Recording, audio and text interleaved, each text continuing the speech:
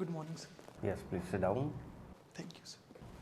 अनुपम Kumar, sorry Anupam Kumar, क्या आप इसी ड्रेस में इंटरव्यू देने जाएंगे? No, sir. आप कहाँ से हैं? औरंगाबाद से। Yes, sir. पटना से औरंगाबाद की दूरी कितनी है? Sir, the distance between Patna and Aurangabad is approx 140 or 150 kilometers. 150, 140, 140. 140 और 150। तो क्या आप डोंट टेक अदरवाइज, क्या आप हमारे लिए फॉर्मल पैंट पहन के नहीं आ सकते थे? Sir, I didn't have the formals prepared right now, so I could not. Okay, क्योंकि देखिए all the respected members of the board comes at least 1200 kilometres away from the Patna, है ना? चलिए खैर, otherwise please tell me the name of the order 34 of CPC, and basically this because your favourite subject is TPA. Sir, it is about mortgages. Good, ठीक है। अब बताइए what is perpetuity? Sir, perpetuity is basically it technically means till eternity. Sir, the doctrine of perpetuity is a doctrine in Transfer Property Act, Section 14. It says that in present, if a property is transferred and an interest is created in it, it could not be postponed beyond a certain period. That is, it cannot. How the perpetuity is created? Sir, perpetuity is created by present transfer, and therein the enjoyment of that interest is postponed to a future date. Okay, enjoyment की further transfer को stop करके। Sir, basically the date of transfer is present, but either to retransfer it to a future date or to investment of any other right in the immovable property is postponed to a future date. मैंने आपको transfer किया, Right, sir. और मैंने कहा आप इसको आगे enjoy नहीं कर पाएंगे। Yes, sir. This is not perpetuity. मैंने आपको ट्रांसफ़र किया और आपको कह दिया कि भाई आपके बाद ये आपके बेटे को, उसके बाद उसके बेटे को, उसके बाद उसके बेटे को, उसके बाद उसके बेटे को। एक तो ये तरीका हुआ, Right, sir. और दूसरा हुआ मैंने आपको ट्रांसफ़र किया और कहा आगे आप ट्रांसफ़र नहीं कर पाएंगे। तो after the death of the transferee the property goes through the succession और इनहेरिटेंस। Yes, sir. दो तरीके से परपेचुइटी क्रिएट होती है, फर्दर ट्रांसफ़र करने पर रोक लगाकर, या फिर डिस्टेंस रिमोट इंटरेस्ट क्रिएट करके। Okay, sir. ठीक है, अगर फर्दर ट्रांसफ़र को रोक दिया गया तो ये परपेचुइटी थी। इसको कौन मना करता है कि ऐसा नहीं आप कर सकते? Sir, Section 14 of Transfer Property. नहीं, सेक्शन 14 नहीं करता ऐसे मना। सेक्शन 14 सेकंड कंडीशन को मना करता है कि आप रिमोट इंटरेस्ट क्रिएट नहीं कर सकते हैं। Right, sir. ये तो सेक्शन 10 ही मना कर देता है। Right, sir. ठीक है, एक और सवाल बताएं आप मुझे। Mortgage with conditional cell Yes, sir. And English mortgage में क्या डिफरेंस है? Sir, in mortgage by conditional sale, the sale is basically in nature of ostensible sale. It is not an actual sale. ठीक, But sir, in the case of English mortgage, the sale is actual. The sale ठीक is है sir, please आप, ठीक है, good. Okay, have you heard about Barind Kumar Ghosh versus Employer case under Section 34 of IPC? Sir, I've heard about the case, but I'm not familiar with the exact judgment what it holds it really. Okay, आपने इसे अपनी hobbies में लिखा है poetry. Right, sir. तो Barindra Kumar Ghosh case में justice honourable justice समना ने quote किया है जॉन मिल्टन की एक बुक है, जजमेंट में उन्होंने क्योट किया है कि they also serve who stand and wait. तो मैं जानना चाहता हूँ कि जो जॉन मिल्टन ने बारिंद्र कुमार घोष में अपने जजमेंट में ये लाइन क्योट की है, ये किस बुक से ली गई है? Sorry, sir. Actually, I'm not interested in English poetries. Okay. I am more familiar with Hindi poetry, and I am more in line with writing poetry myself. Okay, आपका favourite subject है transfer of property act. Right, sir. आपने सुना होगा redeem up foreclosure down, Right, sir. क्या है ये? Sir, basically, redemption up and foreclosure down is a right with subsequent mortgagee, and basically it is a right with any mortgagee, which is when he subrogates, when he sir pays the mortgage money to his subsequent mortgagee, and he thereby redeems him from and thereby takes up his debt, and sir, this is basically redemption down, and basically redemption up. sorry, redemption up, sir. And when he pays the mortgage money to his prior mortgagee, and thereby he acquires his position, and subsequently also his interest in the mortgage. Okay मैं एक आपको problem दे रहा हूँ. Suppose ऐसा हो कि एक residential building में आपको बेचना चाहता हूँ और मेरा और आपके बीच में कॉन्ट्रैक्ट हुआ, लेकिन कॉन्ट्रैक्ट होने के बाद जब एग्जीक्यूशन की बात आ रही है तो उसमें जो एसेसरीज हैं उस बिल्डिंग में, रेजिडेंशियल बिल्डिंग में, वो मैं आपको ट्रांसफर नहीं करना चाहता क्योंकि उस पूरी रेजिडेंशियल बिल्डिंग को सेल करने का हमारे बीच कॉन्ट्रैक्ट हो चुका है. तो ये बताइए क्या उस कॉन्ट्रैक्ट में जो एसेसरीज हैं वो भी क्या उस रेजिडेंशियल बिल्डिंग के साथ आपको ट्रांसफर होंगी? Sir, basically Transfer of Property Act, when it, sir, basically, sir, the question in this issue revolves around whether the property is per se in nature of immovable property and thereby transferable with the immovable property, that is the apartment. Sir, so if we go by the intent of the contract, we can clearly see here that the intention of the transferor is not to sell the appertant property along with the immovable property. So such intention is certainly has a role to play here, and sir, thereby we can say that the कौन से section का reference देना चाहेंगे आपने आपका? Have you heard about the maxim and accessory follows the principal thing? Sorry, sir. Okay, one last question. Who is competent to transfer? Sir, according to Section 5, Section 5, are you sure? Or Section 7? sorry, sir. According to Section 7, any person who is competent to contract can be a valid transferor. So, sir, if we have to talk about who is a valid transferor, we will have to go through the Contract Act according to Section 4 of Transfer Property Act. According to Section? 4 of Transfer Act, which says that the Transfer Property Act should be read along with the Contract Act itself. And who is competent to contract? Sir, when we go by Section 11 of Indian Contract Act, any person who is of age, that is who is minor, of sound mind, and who is not otherwise disqualified by law. Okay, ठीक है sir. अनुपम, ये बताइए कि जब कभी भी किसी bill को लोकसभा या राज्यसभा में पेश किया जाता है तो उसको कितनी बार पढ़ा जाता है और हर बार पढ़ने के पीछे का इंटेंट क्या होता है? Sir, when any bill is presented in any house of the parliament, it is read 3 times. Sir, the purpose of reading the bill is to know when it is read for the first time, basically it is about the overview of the bill. In second time, basically, sir, the detail of the bill is to be discussed. In third time, the voting takes place. ठीक है. Governor rule से आप क्या समझते हैं? Sir, basically, when constitutional machinery of a state fails, the president acts through the governor in that state. So, sir, I guess that is the governor rule or the president rule.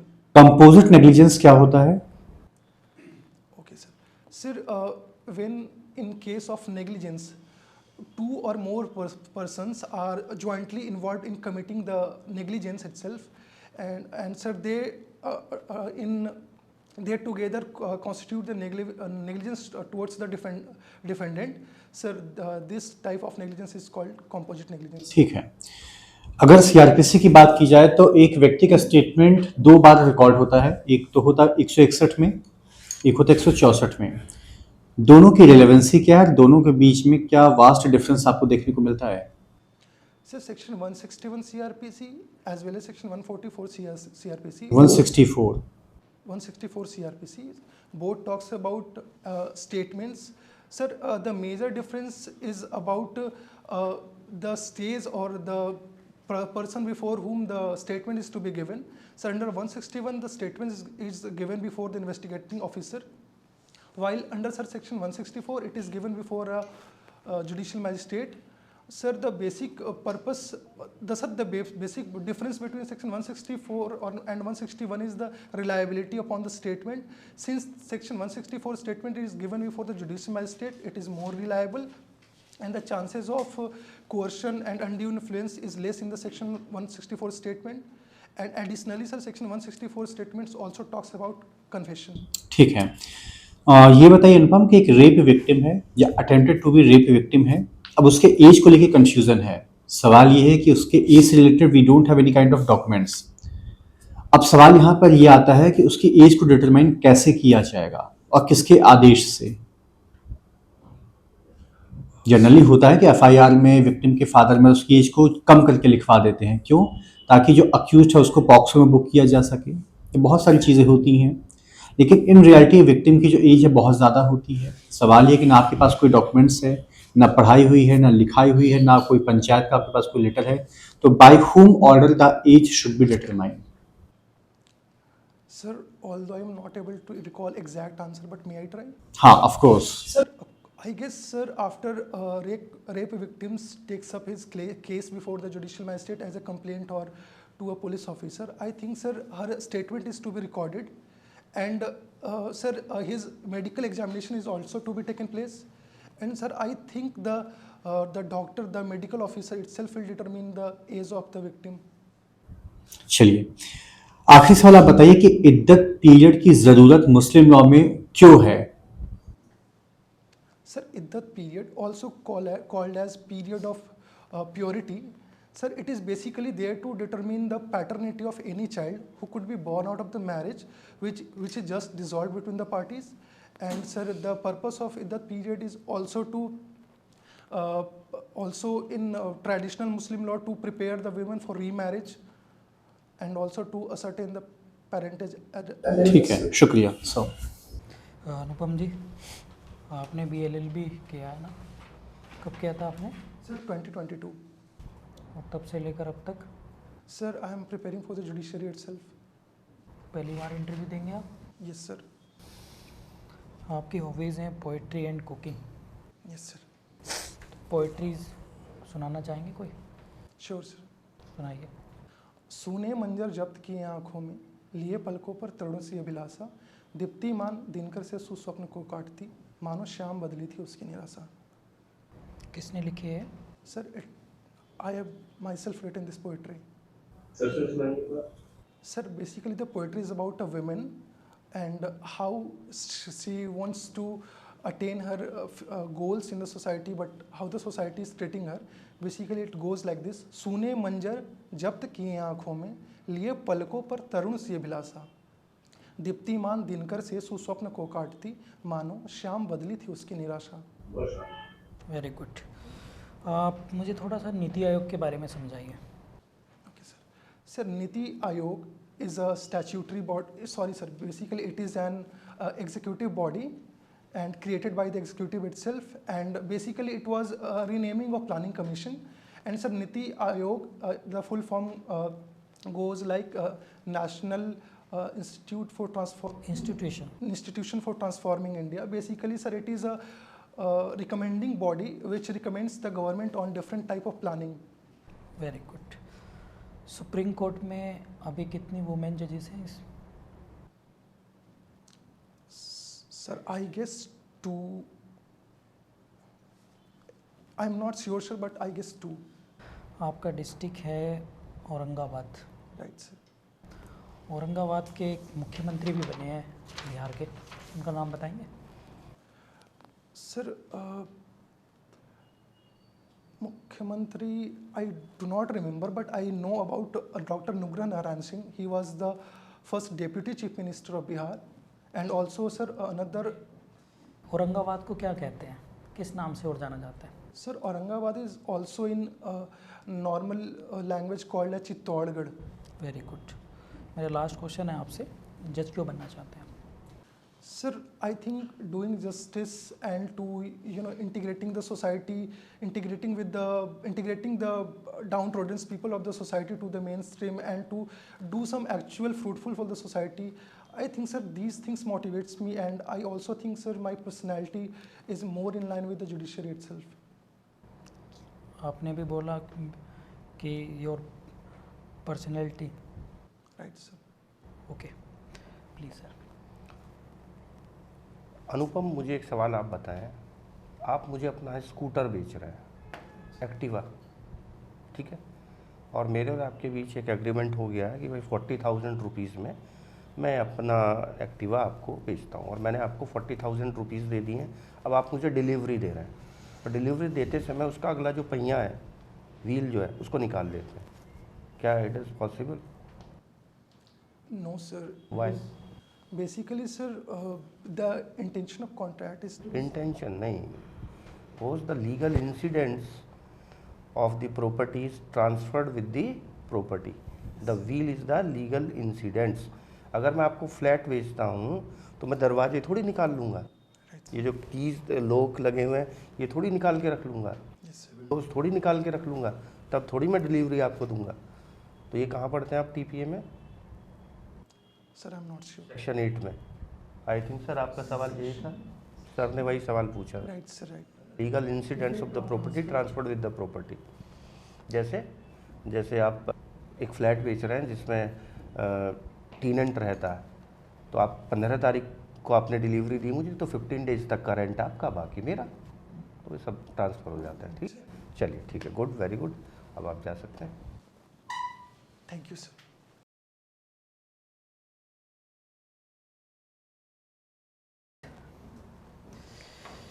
देखो, आपकी knowledge में तो कोई कमी है नहीं, ठीक है, नॉलेज गुड आपकी, बॉडी लैंग्वेज ठीक है, आई कॉन्टेक्ट थोड़ा मिसिंग रहा है, उसको प्लीज़ कर लेना। एंड आंसर आपने अच्छे दिए हैं सारे के सारे, कुछ को छोड़कर। जैसे सर ने टीपी वाला पूछ लिया तो उस पर, और क्योंकि टीपी आपने फेवरेट सब्जेक्ट डाल रखा है तो उस पर और थोड़ा सा रिसर्च कर लीजिएगा अच्छे से। फेवरेट नहीं सर, आसान लगा था तो। आपने लिखा है इसमें, हमारे पास जो पेपर है ना उसमें सर सजेशन है सर, एक्चुअली सर कॉन्स्टिट्यूशन मुझे ज़्यादा पसंद है पर्सनली। ओके, तो जो पसंद है वही डालिए जिसमें ज़्यादा नॉलेज हो। फेवरेट का मतलब यहाँ पर इंटरव्यू में बस ये है कि आपके पास नॉलेज होनी चाहिए, ठीक है। और दूसरा, पोइट्री तो आपकी बढ़िया थी, इस कुकिंग हटा दीजिए इसमें से, फिर आपने कुकिंग भी डाल रखा है ना, एक ही रखी है ना, पोइट्री आपने लिखा आपने फॉर्म भी में है।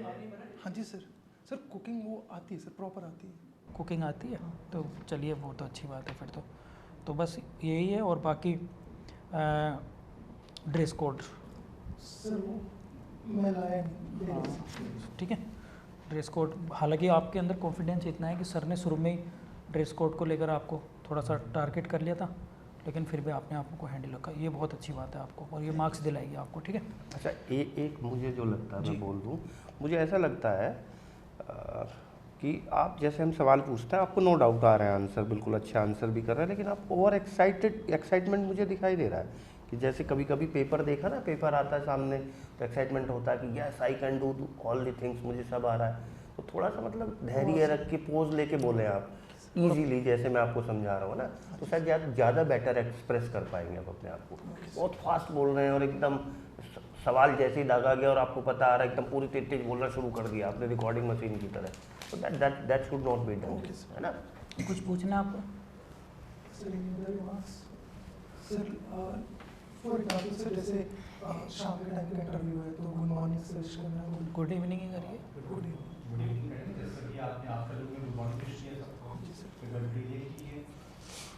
क्या समझ चल रहा है, और ड्रेस अगर होगी आपके पास ना तो बनियान जरूर पहनिएगा।